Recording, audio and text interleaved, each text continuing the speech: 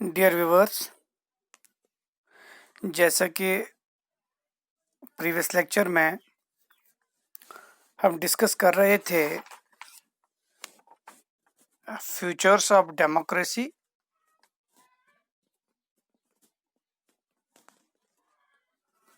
और इसमें मैंने आपको बता दिया था कि देयर आर 5 की फ्यूचर्स ऑफ द डेमोक्रेसी। 5 ऐसे की फ्यूचर्स हैं जिनको हमने पढ़ना है, जिनको हमने डिस्कस करना है।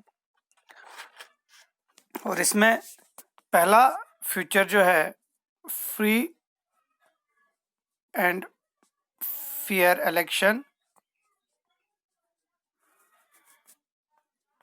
Free and fair periodic election, वो हमने already in the previous lecture discuss किया हुआ है। और आज हम डिस्कस करने जा रहे हैं जो इसका दूसरा इम्पोर्टेंट फ्यूचर जो है, that is the active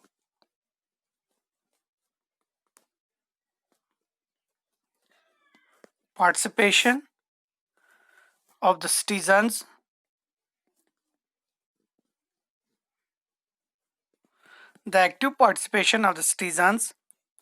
in politics and civil life.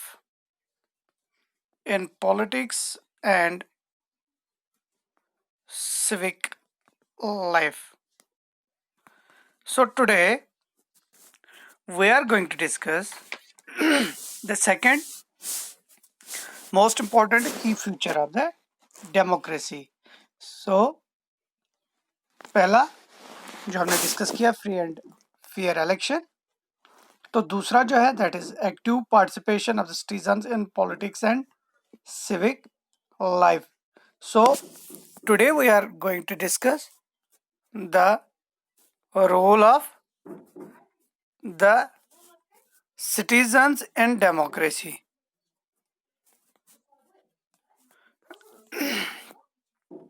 So today we are going to discuss the role of the citizens in the democracy. तो एक शहरी का क्या रोल है डेमोक्रेसी में, एक सिटीजन का क्या रोल होता है डेमोक्रेसी में, वो कैसे अपना रोल अंजाम दे सकता है जमहूरियत में, ये हमें आज डिस्कस करना है। तो चलिए, जो की रोल है इसका, जो इम्पोर्टेंट रोल है एक शहरी का डेमोक्रेसी में, that is to participate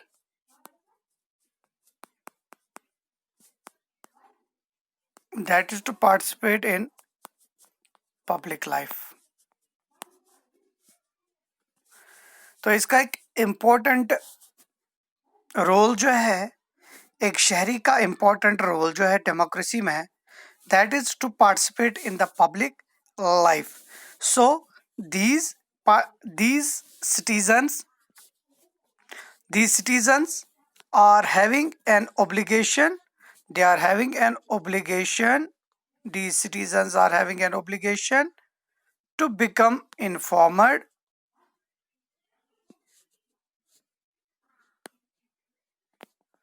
about various public issues. So इन पे एक ओब्लिगेशन है, इन शहरियों पे एक ओब्लिगेशन है, ताकि इनकी क्या जिम्मेदारी है कि ये अपने आप को इन्फॉर्म करके रखें, अपनी नॉलेज में रखें। जितने भी इश्यूज इनके सोसाइटी में होते हैं, जितने भी इशू, चाहे वो पॉलिटिकल इशू हो, चाहे वो सोशल इशू हो, चाहे कोई भी इशू हो, उनके बारे में जानकारी रखें। जो इनके लीडर्स होते हैं, जो इनके पॉलिटिकल रिप्रेजेंटेटिव्स होते हैं, जिनको ये इलेक्ट करके पार्लियामेंट या लोकसभा या स्टेट असेंबली व्हाटसोएवर जहाँ पे ये उनको भेजते हैं, क्या ये रिप्रेजेंटेटिव्स अपने पावर्स, अपने ड्यूटीज, क्या ये जुडिशियसली एंड फेथफुली अंजाम देते हैं।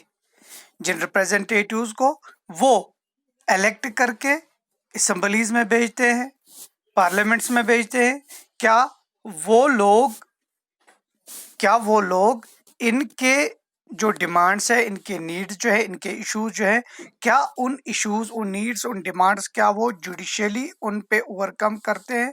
क्या वो फेथफुली अपना काम निभाते हैं?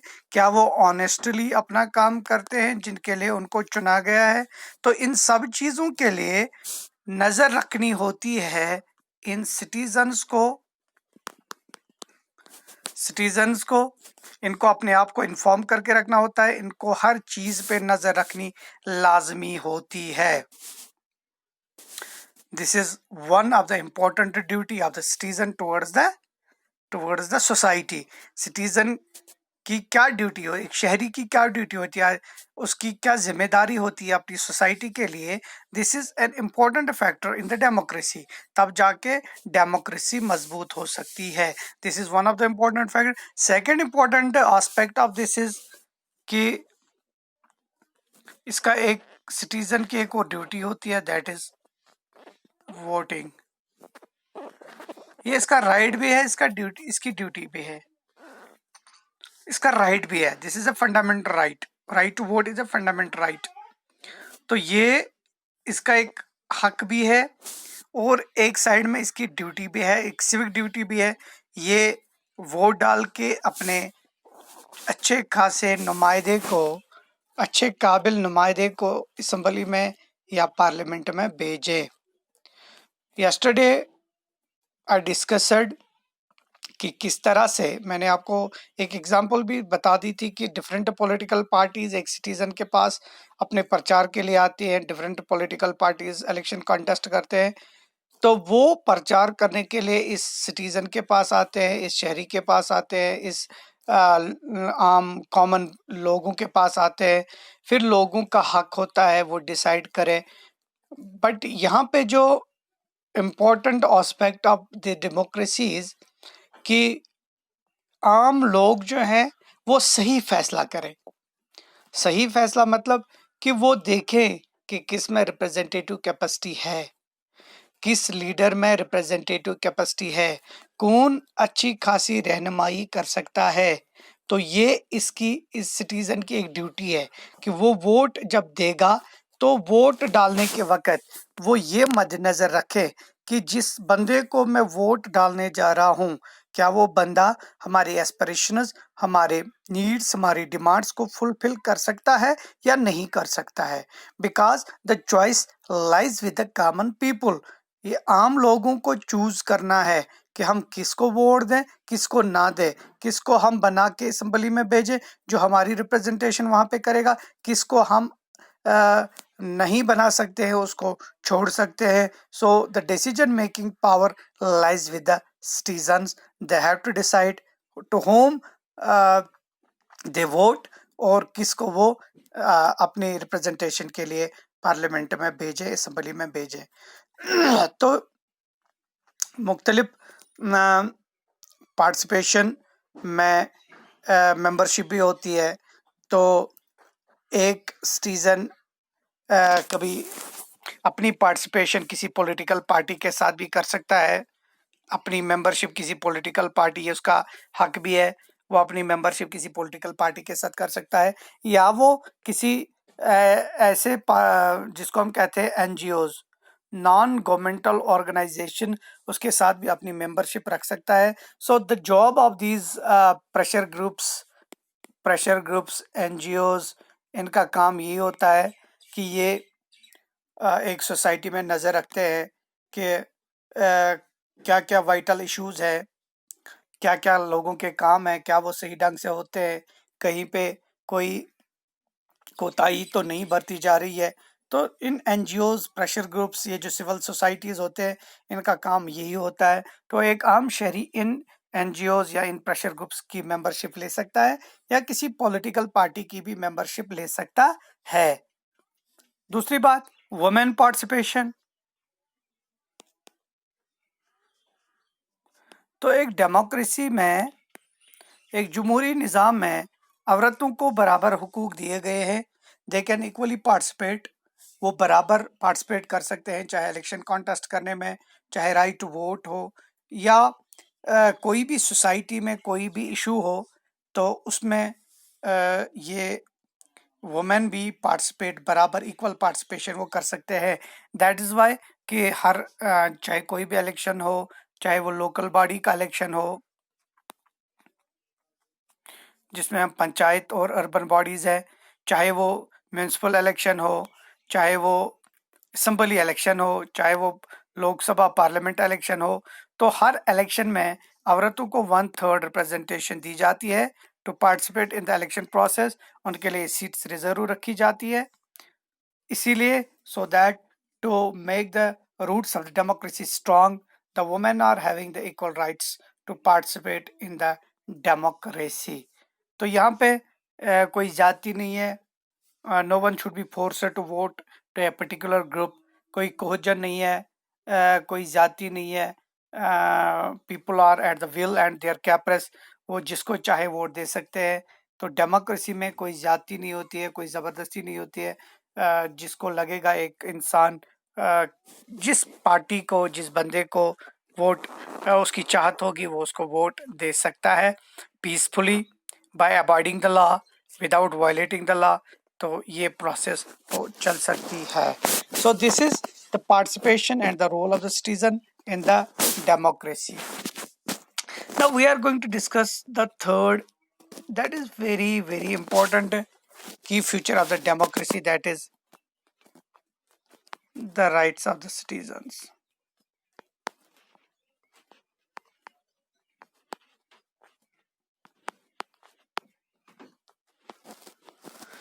The rights of the citizen.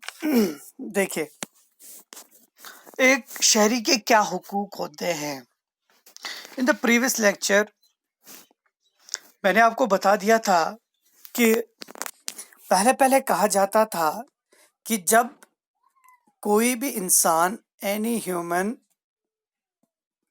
जब ये जन्म लेता है तो इसके जन्म लेने के साथ साथ इसके हुकूक भी एक्रू हो जाते हैं। यानी जब एक इंसान जन्म लेता है तो जन्म लेने के साथ साथ उसके राइट्स भी इस दुनिया में आ जाते हैं, उसके हुकूक भी उसके साथ आ जाते हैं। ये पहले कहा जाता था, बट आज के दौर में ये कहा जाता है कि एक बच्चा जब वो अपनी माँ की कोख में ही होता है, जब वो अपनी माँ की कोख में बनना शुरू हो जाता है, जब वो अपनी माँ की कोख में बनना शुरू हो जाता है, when he started to grow up in the womb of the mother, तो जो ही वो ग्रो अप बढ़ना शुरू हो जाता है अपनी माँ की कोख में, तो उसके राइट्स भी उसके साथ बढ़ते हैं, उसके राइट्स भी उसके साथ ग्रो होने शुरू हो जाते हैं। यानी उसके राइट्स भी उसके साथ साथ रहते हैं। जब वो अपनी माँ की कोख में होता है तो उसको वहीं पे हुकूक मिलने शुरू हो जाते हैं। तो these rights are fundamental in the nature and these rights are called as human rights. These rights are called as natural rights, क्योंकि ये कोई आप और मैं इसको नहीं देते हैं, ये हुकूक इसको कुदरत की तरफ से मिलते हैं। So these rights have been bestowed by the God to this human being. तो इसको ये rights नेचर की तरफ से मिलते हैं, एज ए ह्यूमन इसको ये राइट्स मिलते हैं। So we can say this rights as human rights और नेचुरल राइट्स। तो ये राइट्स इसको एक्रू हो जाते हैं जब ये अपनी माँ की कोख में ही होता है। तो these rights later on when this human, जब ये इंसान जन्म लेता है तो ये राइट्स इसके फंडामेंट नेचर, these rights are fundamental in the nature, और हम इन राइट्स को फंडामेंटल राइट्स भी कहते हैं। यानी जिसको हम कहते हैं कि ये एक इंसान के बुनियादी हुकूक, ये इंसान के बुनियादी हुकूक है। So these rights are fundamental in the nature and we call these rights as fundamental rights. जैसे कि इंडियन कॉन्स्टिट्यूशन ने 6 फंडामेंटल राइट्स को जगह दी है। इंडियन कॉन्स्टिट्यूशन ने फंडामेंटल राइट्स को 6 कैटेगरीज में डिवाइड किया है. So there are 6 fundamental rights. 6 बुनियादी हुकूक एक इंसान को दिए गए हैं. ये हिंदुस्तान के आईन ने दिए हैं. और इसमें राइट टू इक्वालिटी है. राइट टू इक्वालिटी है, one of the important fundamental right है. इसी तरह से कुछ ऐसे राइट्स गारंटी किए गए हैं under the article 19 of the Indian constitution, जिसमें right to assemble, right to peaceful process, right to practice. तो कुछ ऐसे अंडर आर्टिकल 19 कुछ ऐसे बुनियादी हुकूक दिए गए हैं. इनमें सबसे इम्पोर्टेंट राइट जो है that is right to life. आपको जीने का हक दिया गया है under article 21 of the Indian constitution. This is most important right. आपको हक दिया गया है कल्चरल एंड एजुकेशनल राइट. आपको पढ़ने का हक दिया जाता है. So these rights are fundamental. Why these rights are, जैसे कि राइट टू रिलीजन है, right to profess any religion. आप कोई भी मजहब अपना प्रोफेस प्रोपिगेट कर सकते हैं. So why these rights are called as fundamental rights? Because these rights are fundamental in the nature. और स्टेट ये राइट्स आपसे छीन नहीं सकते हैं. Except the state can not snatch these rights from the individuals except under the reasonable restrictions.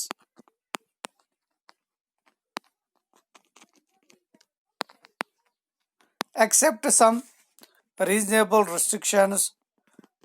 तो state ये rights आपके जो बुनियादी राइट्स हैं इनको वायलेट नहीं कर सकता है. Except some reasonable restrictions are there.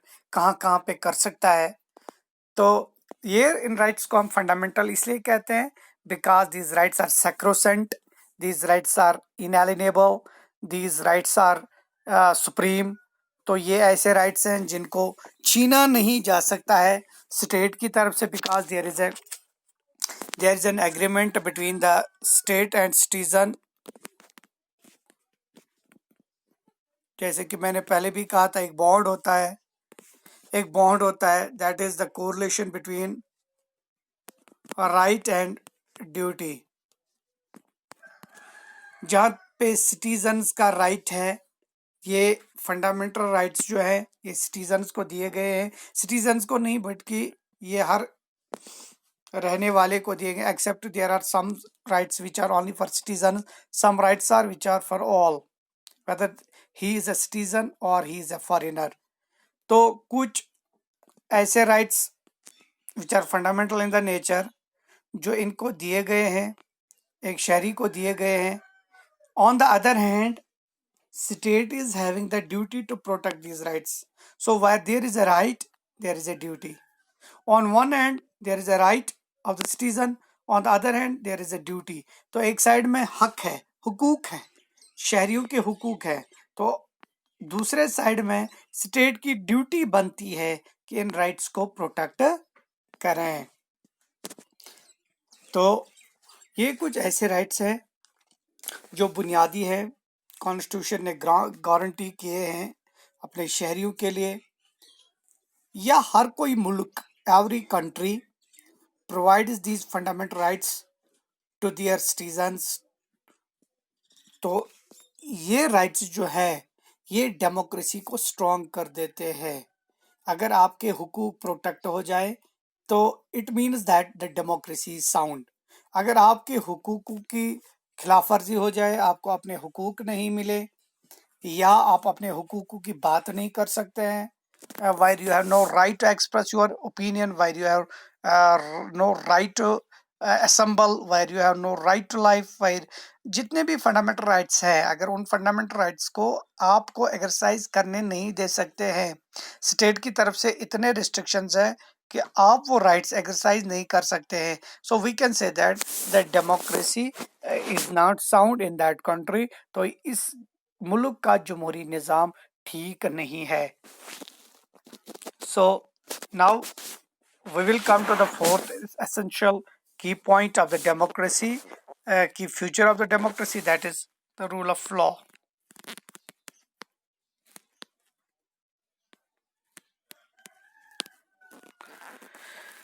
This is the very important concept, rule of law.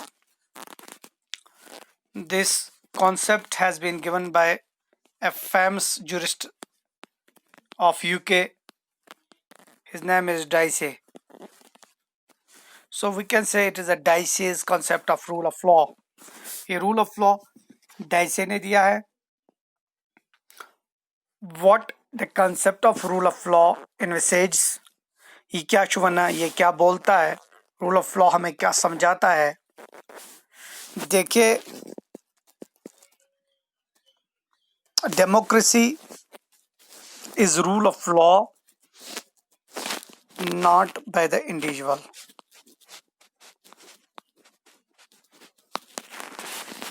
हम उसी चीज को जमहूरियत कह सकते हैं जहां पे राज कानून का होता है, लॉ का होता है, न कि एक इंडिविजुअल का होता है. जहां पे एक इंडिविजुअल का राज होता है, wire the individual is supreme above the law, हम उस चीज को एनार्की भी कहते हैं, हम उस चीज को मोनार्की भी कहते हैं. हम उस चीज को डेमोक्रेसी नहीं कह सकते हैं. तो एक डेमोक्रेसी में क्या होता है कि जो ये रूल ऑफ लॉ होता है, ये रूल ऑफ लॉ प्रोटेक्ट करता है, it protects the rights of the citizens.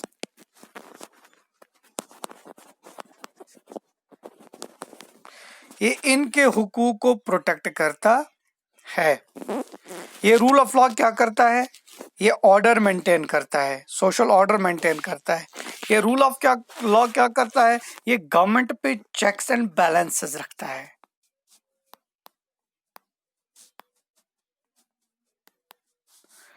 अगर कोई गवर्नमेंट अपने पावर्स ऑर्बिटरली एक्सरसाइज करता है या अपनी जुरिडिक्शन के लिमिट्स क्रॉस करता है, तो रूल ऑफ लॉ सामने आता है. वो इस गवर्नमेंट को बताता है कि आप अपने पावर जो है वो आप जुडिशियसली एक्सरसाइज नहीं कर रहे हैं.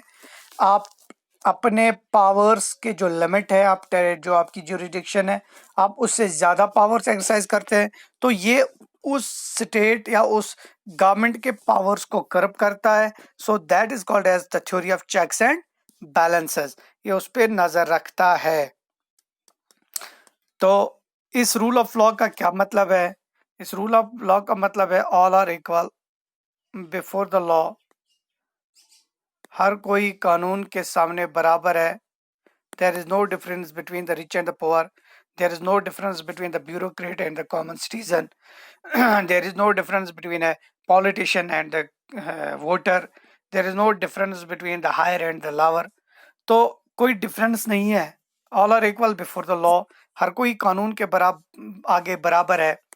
तो कोई भी अगर कोई इंसान, फॉर एग्जांपल ए और बी, ए जो है ये कोई ब्यूरोक्रेट है, कोई पॉलिटिशियन है, बी जो है कॉमन पीपल है, तो दोनों अगर कोई ऐसा ऑफेंस करेंगे which is punishable by the law of the land, A ने भी कोई ऐसी गलती की, बी ने भी ऐसी कोई गलती की, कि दोनों गलतियां जो है उनके लिए सजा है, तो ये सजा ए को भी मिलेगी, लाइकवाइज बी को जैसे मिलती है. So there is no difference between he is a bureaucrat, he is a boss, he is this one is a common man. So there is no difference between the two. तो कानून के सामने दोनों बराबर हैं. कोई भी कोई गलत करेगा, कोई भी लॉ को ब्रीच करेगा, तो जो भी वहाँ के लॉ ऑफ द लैंड ने सजा रखी होगी तो उसको वो मिलेगी. Every person, both A and B, whosoever, चाहे वो कॉमन पीपल हो चाहे वो पॉलिटिशियन हो, उनको हक दिया जाता है फेयर स्पीडी ट्रायल का, पार्शल इंक्वायरी का. तो हर किसी को हक मिलता है.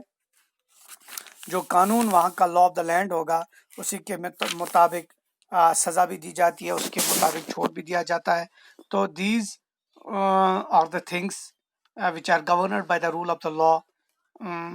The law is fairly, impartially and constantly enforced by the courts. तो ये लॉ वही लागू करते हैं, ये कोर्ट्स का काम है, ये जुडिशरी का काम है इन लॉज को लागू करना, इनको इम्प्लीमेंट करना, इनका काम होता है, जुडिशरी का काम होता है. सो nobody is, we can say there is a maxim that no person is above the law. चाहे वो, तो एक डेमोक्रेसी में कोई भी बंदा कानून से ऊपर नहीं होता है. Every person has to follow the law. Every person is to abide by the law. कोई पर्सन, कोई बंदा कानून से बालातर नहीं हो सकता है, कानून से बालातर नहीं हो सकता है. No person is above the law. Every person has to abide by the rules and regulations that are framed by the law abiding agencies. तो जो भी कानून होगा, लॉ ऑफ द लैंड होगा, तो उसको वही लागू करना है. एंड नंबर 5, द इम्पोर्टेंट की feature is consensus. Consensus and tolerance as the limits and or requirements for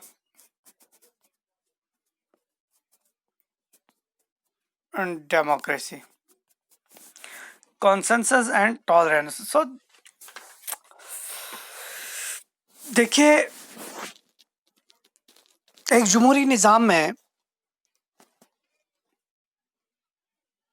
लोग वोट डालते हैं, वो अपने रिप्रेजेंटेटिव्स को इलेक्ट करते हैं, उनको डिफरेंट असेंबलीज, डिफरेंट पार्लियामेंट्स में भेजते हैं.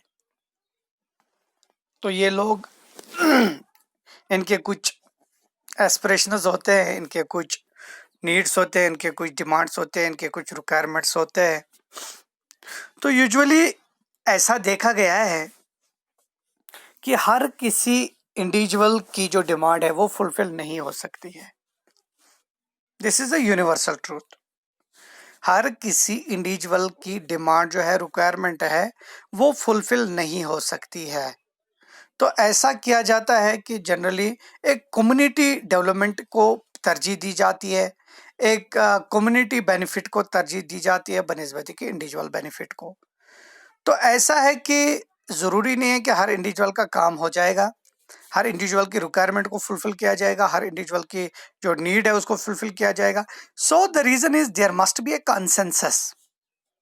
तो एक कंसेंसस होनी चाहिए between the citizen and the government. Citizen और गवर्नमेंट के दरमियान एक कंसेंसस होनी चाहिए. और the most important thing is tolerance होना चाहिए कि जरूरी नहीं है उसका काम इस साल हो जाएगा, अगले साल हो सकता है, अगले साल नहीं होगा तो उसके बाद जो दूसरा साल आएगा उसमें हो सकता है. The reason is that the people had to show the tolerance towards the government. कभी गवर्नमेंट के स्टेप्स गलत नहीं हो सकते हैं, कभी गवर्नमेंट के steps, obviously you are having the power to criticize the government if the government is doing wrong, but the thing is that the criticism must be a positive criticism. जो common लोग हैं उनको, जो citizens हैं उनको government को support करना होता है so that they can run smoothly the government. तो ऐसा है कि एक टॉलरेंस पावर उनमें होना चाहिए, एक बर्दाश्त करने की क़वत उनमें होनी चाहिए, और अपने लिमिट्स और अपने रिक्वायरमेंट्स पे भी उनको लिमिट रखना होगा, बिकॉज कि हर किसी की रिक्वायरमेंट फुलफिल नहीं हो सकती है. So there is a reason कि there must be a consensus between the citizen and the government, as well as there must be the power of tolerance. बर्दाश्त करने की क़वत एक शहरी में होना चाहिए. अगर उसका काम कभी हो सकता है, कभी नहीं हो सकता है.